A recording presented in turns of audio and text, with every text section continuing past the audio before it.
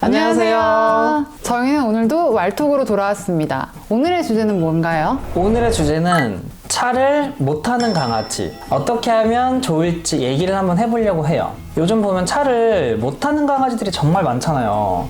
되게 많은 것 같아요. 차를 못 타는 것 때문에 메인으로 교육을 받지는 않으시는데 이제 교육을 갔을 때 그런 문제들이 좀 나오는 경우가 좀 많아가지고 이번 주제를 좀 선정을 하게 됐습니다. 차를 못 타게 되는 이유는 대부분 일단 입양할 때부터 차를 싫어하는 애들이 많은 것 같아요. 좀 멀미도 많이 하고, 강아지를 입양해서 오면 대부분 뭐 안고 데리고 오거나 아니면 박스 같은 데 넣어놓고 오거나 뭐 캐넬 같은 데 넣어놓으시는데 대부분 좀 한두 시간 정도 타고 오는 경우가 많더라고요. 당연히 강아지 입장에서 난생 처음 차를 타는데 한두 시간 동안 좀 오래 타다 보니까 그때부터 차에 대해서 좀 안 좋은 기억도 있고 좀 멀미하는 애들도 있고 그래서 좀 그때부터 좀 차에 대해서 안 좋은 기억이 생기는 경우가 많은 것 같아요.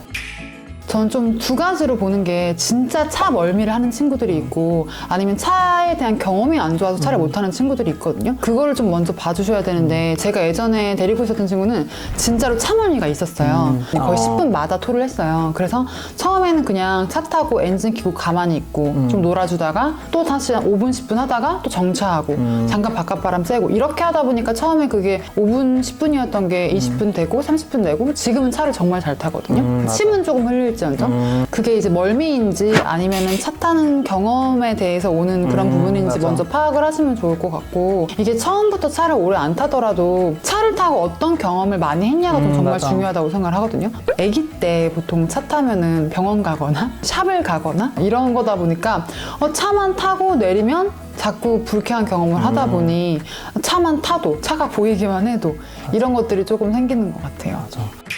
그래서 지금 여러분들의 강아지가 지금 차를 잘 탈 수도 있고 차를 잘 못 타는 경우가 있을 수도 있는데, 차를 혹시나 못 타는 강아지라면 여러분들이 교육을 계속 해주셔야 돼요. 그렇다고 만약에 보호자가 지금 팀장님이 말씀하신 것처럼 좀 5분, 10분 짧게 타고 이런 식으로 늘리는 게 가장 좋지만, 이러다가 갑자기 병원 한번 또 가요. 그럼 또 안 좋은 기억이 생기는 거죠. 결국 어떤 경험이 많냐예요.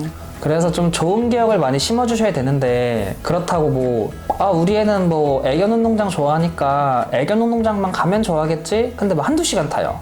그러면 당연히 말이 안 되는 거니까, 차에 대해서 좋은 기억을 심어주려면 가장 좋은 거는 여러분들이 조금 귀찮더라도 산책 나가기 전에 꼭 먼저 차를 들려서 좀 놀아주다가 그 다음 내려와서 산책을 놓으시고, 이렇게 계속 하다 보면 강아지 입장에서는 산책하기 전에 항상 들리는 공간이 차 안이네 라고 생각을 하면서 조금은 기억이 좋게 될 수도 있고, 그 다음에 이제 차에서 좀 놀다가 내려왔다면 이제 지하주차장 한 바퀴 돌고 내려서 산책하고, 또 그 다음은 또 좋아지면 지하주차장 두세 바퀴 돌고 내려서 산책하고, 이런 식으로 점점 꾸준하게 이렇게 짧게 타는 기억을 많이 심어주게 되면 차에 대해서 안 좋은 기억이 생기는 게 아니라 좋은 기억밖에 안 생기거든요. 그러게 조금 해보셔도 좋을 것 같아요. 강아지들마다 포인트가 다를 거거든요. 어떤 친구는 자동차 잘 타다가 후진할 때 그 띠띠띠 소리 나잖아요. 맞아. 거기에만 엄청 흥분하는 친구들이 있고, 아니면 차는 잘 타는데 사람만 보이면 짖거나 뭐 이런 친구들도 있고, 다 여러 가지가 있는데 한 스텝 한 스텝 해보시면서 얘가 어떤 포인트에서 조금 자극을 많이 받는지를 맞아. 체크를 먼저 해보시면 좋을 것 같아요. 예를 들면 처음에는 그냥 차만 타고 잘 놀고 이런다. 그러면 그냥 가만히 있는 상태에서 시동만 켜보시는 거예요. 그 드르르 소리가 엄청 크잖아요. 맞아. 강아지들한테는 그게 더 크게 느껴질 거기 때문에 그거 한번 켜보고, 또 잘 먹는지 잘 노는지 한번 보고, 잘 놀고 있으면 또 주차장 한 바퀴 살짝 돌아보고, 그다음에 띠띠띠 후진 소리도 한번 내보고, 이렇게 하면서 왔다 갔다 하다가 또 한 바퀴 또 돌았다가, 그렇게 처음에 정말 짧게 하면서 점점 늘려가 보시면 좋을 것 같아요. 차 교육이 왜 힘드냐면 그만큼 보호자분들이 강아지를 데리고 차를 타는 기억이 많이 없어요. 뭐 해봤자 일주일에 한두 번? 좀 놀러 다닐 때 한두 번 탄다든지. 그것도 자주 나가시는 분들. 맞아. 대부분 한 달에 한두 번 탈까 말까 하나. 한두 번도 못 타는 친구들도 있을걸요? 그런 기억이 많이 없기 때문에 당연히 적응이 안 되는 거고, 그러니까 당연히 좋게 생각할 수가 없게 되는 거죠. 그래서 여러분들의 강아지가 차를 좀 무서워하거나 조금 멀미를 하거나 좀 불안해 한다면 차를 정말 많이 태우셔야 돼요. 단지 오래 태우는 게 중요한 게 아니라 짧게 여러 번 많이 반복을 하셔서 그렇게 하시면 훨씬 나을 거예요. 양보다 질인 거죠. 맞아, 양보단 질. 어려운 교육이 아니라 게을러서 안 하시는 거예요. 솔직히 말씀드리면.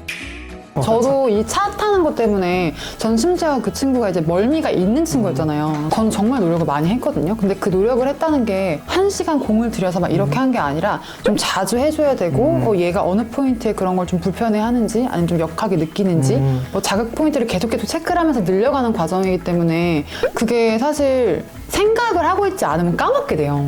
저희도 뭔가 나갈 일이 있어야 차를 타고 뭐 잘 안 맞아. 타시는 분도 또 누가 이렇게 계시겠지만 차를 타러 나가 귀찮게 그쵸, 그래서 그쵸. 집에 쉬고 그냥 싶은데. 가서 뭐 시동 거는 생각을 하기까지가 시간이 걸린단 말이에요. 그래서 그걸 매번 좀 생각을 하고 있어야 되는 거고. 그래서 좀 자주 해주시면 저는 무조건 좋아지는 교육이라고 생각을 맞아요. 하고요. 또 이런 거 좀 궁금해 하실 분들도 있을 것 같은데 차 탈 때 뭐 캔넬을 써야 되냐. 아 맞아. 그냥 뭐 안고 타도 되냐. 방석에 뭐 놔야 되냐. 네. 맞아. 그거에 대해서는 좀 어떻게 생각하세요?